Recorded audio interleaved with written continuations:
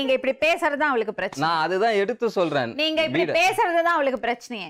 அவளை mutton தட்டாதீங்க please. Mutton தட்டல madam, நான் எடுத்து சொல்றது வந்து கல்யாணம் பண்ணாம இருந்தா கூட பரவாயில்ல, கல்யாணம் பண்ணி கூட்டிட்டு வந்து வச்சுக்கிட்டு அவளை வந்து இப்படி மட்டன் தட்டினா அவ எப்படி வாழ்வா?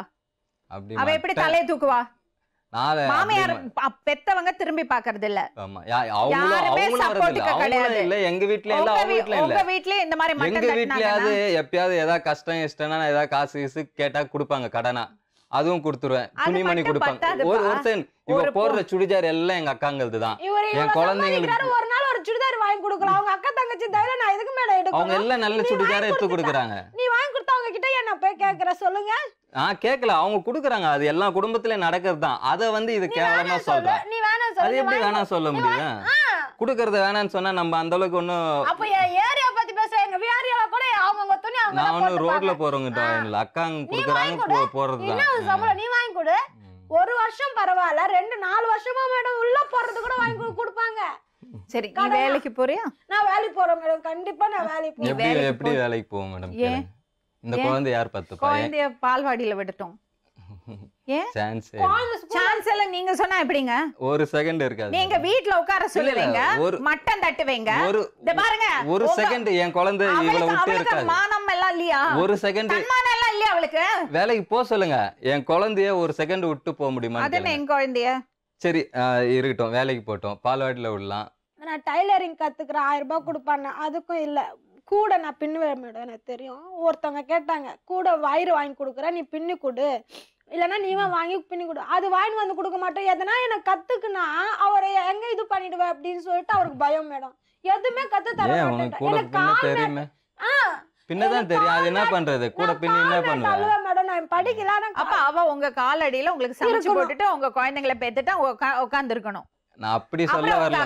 அக்கா எல்லாம் வந்து பழைய துணி எல்லாம் போட்டுட்டு வியாபாரம் பண்ணணும்னு சொல்ல இவ யாரோ கூட கேட்டாங்களா, பின்னி தரேன்னு சொல்லிச்சான். ஹலோ, அவ என்ன பண்ணணும்னு அவ டிசைட் பண்ணுவாங்க, நீங்க இல்ல. எந்த பொண்ணா இருந்தாலும் தன்னோட புருஷன் ஒரு ட்ரெஸ் இருந்தா கூட அது தன்னோட புருஷன் வாங்கி கொடுக்கணும்னு தான் ஆசைப்படுவா.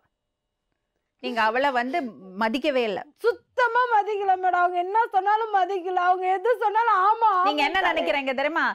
நான் உன்னை கல்யாணம் பண்ணதே பெரிய விஷயம், நான் உன்னை பாத்துக்கிறதே பெரிய விஷயம், பாத்துக்கிறதே பெரிய விஷயம். நான் சொல்ல, எனக்கு சமைச்சு போட்டு என் வீட்டை கிளீன் பண்ணி என் குழந்தைங்களை பெத்து எங்க அக்காங்கெல்லாம் கொடுக்கறத போட்டுக்கிட்டு அடங்கி ஒதுங்கி உட்காந்துரு. இதுதான் உங்க ஆட்டிடியூட்.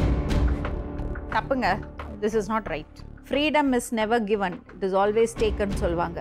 ஃப்ரீடம்ங்கிறது வந்து யாரும் உனக்கு கொண்டு வந்து கொடுக்க மாட்டாங்க, நீ தான் அதை வாங்கிக்கணும்.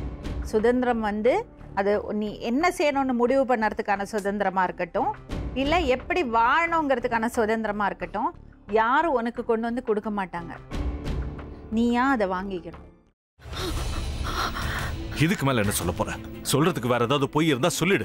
அவதான் ஏமாத்தி எல்லாத்தையும் என்கிட்ட இருந்து பறிச்சிட்டான்னு பார்த்தா நீயும் இப்ப அதே தான் பண்ணிருக்க. ஏன் ஆலியா, ஏன் இப்படி பண்ண? இந்த உலகத்துல பாட்டிக்கு அப்புறம் நான் யார் மேலேயாவது உயிரியே வச்சிருக்கேன்னா அது ஊ மேலதான் உனக்கு தெரியாதா? ஏன் இப்படி பண்ண ஆலியா? உனக்கு காசு பணம் அவ்வளவு முக்கியமா போயிடுச்சு. அதுக்காக நம்ம உறவை கூட மறந்துடுவியா?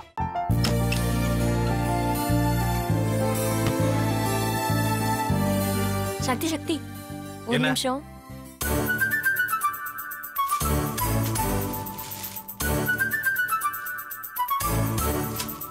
இந்தாங்க. என்ன இது? உங்களுக்கு பிடிச்ச பிராண்ட் செப்பல். இது என்ன நான் தலையில வச்சிட்டு தூங்கணுமா? சரி, அதை விடுங்க. இங்க பாத்தீங்களா, டைம் பீஸ். இதோட அலாரம்க்கு தான் நீங்க டெய்லி எந்திரிக்கணும். அதெல்லாம் என் மொபைல்ல இருக்கு. முத்து, முத்து,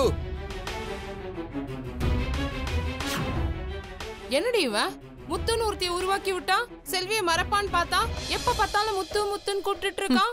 முத்துவ கூப்பிட மட்டுமா செய்யறான், முத்துவ வச்சு என்னென்னமோ செய்யறான்.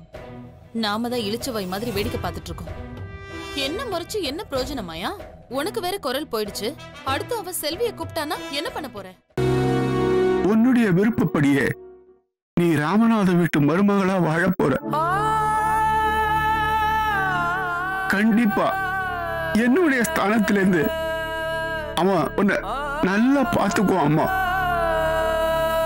டேய், அவரை பத்தி தான் உனக்கு தெரியும்ல. அவர் எந்த முடிவு எடுத்தாலும் அதான் ஃபைனல். நம்ம அப்பா வேணுமா வேணாமாங்கிறத நீயே முடிவு பண்ணிக்கோ. வாடா.